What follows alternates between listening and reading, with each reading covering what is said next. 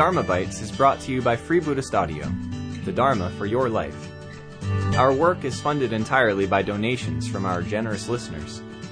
If you would like to help us keep this free, make a contribution at freebuddhistaudio.com/donate. Thank you, and happy listening. So then, going for refuge, which puts the ritual seal on the momentum and direction in our lives.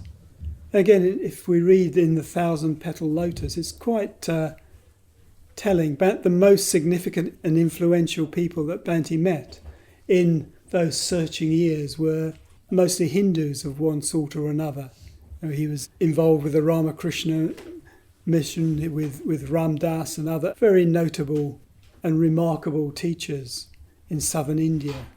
And he was mostly disappointed with the Buddhist monks that he'd met. Yet he knew he was a Buddhist, and he wanted to be ordained as a Buddhist. And he set himself on course to become a Buddhist monk, a bhikkhu. And he really tested himself. There's this interview with Stephen Batchelor for Tricycle, where he talks about how he set out to test himself before getting ordained.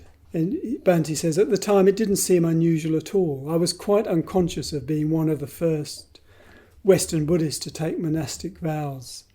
It seemed like the natural culmination of a whole series of developments that went back to my realization a few years earlier that I was a Buddhist and always had been.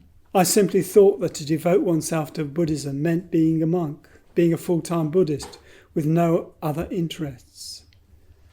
But I also realised it would be a very demanding life, and I wasn't sure whether I was capable of it, so I wanted to test myself first. So then this whole period of wondering, testing himself. And again, it's something perhaps for us to think about. How far do we test ourselves? How far do we really test ourselves in preparing for ordination and as order members? Do we really allow ourselves to be really challenged? I guess it goes along with this thing of settling down. Yeah, there was this whole dramatic journey, final journey, when Bhante first asked for ordination at Sana. He was refused. The monks were very suspicious of him and his friend. And so they set off on that journey to Kusinara through the intense May heat. In the 1,000-Petal Lotus, he speaks of walking through a curtain of fire to Kusinara, where he was eventually ordained. So I just find that little section where he talks about the concluding stages of our journey were the worst, and had it not been for the hope that every step was bringing us nearer to the goal of our desires, it might have been difficult for us to carry on. It was early May, and the heat, having risen in a fiery crescendo to its terrific climax, now seemed likely to remain there indefinitely. Not a drop of rain fell. Day by day the hot, dry wind from the desert, laden with dust, blew more strongly and scorchingly than ever upon the hard, sun-baked earth, which by this time had become criss-crossed with a network of innumerable cracks and fissures, some of them several inches wide.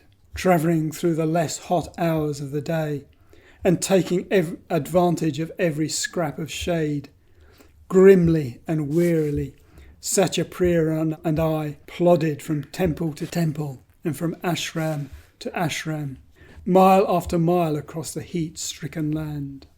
So that was Bhante's final journey to ordination and his becoming initially a Shramanera, a novice monk. We hope you enjoyed today's Dharmabite. Please help us keep this free. Make a contribution at freebuddhistaudio.com/donate. And thank you.